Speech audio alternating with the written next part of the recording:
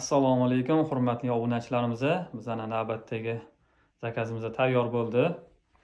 Ushbu xonadonga shkop yasab berdik. Razmerlari 2,5 ga, balandligi 270. Shkopimiz 100% NDFdan yasaldi.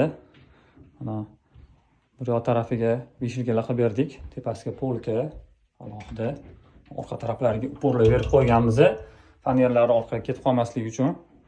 O'rta tarafiga ikki qatordan polka qilib berganmiz. Teg tarafiga tortmalar. Ikkita tortmasi bor.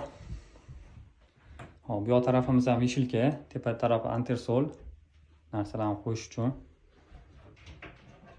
Mexanizmlarni yaxshi mexanizmlardan qo'yib berganmiz. Chiroyli chiqdi hammasi. Xudo xolisa. Sizlarga ham shunaqa xizmatlar kerak bo'lsa, murojaat qilaverasizlar. Zamonaviy mebel kanalimizda, Telegramda.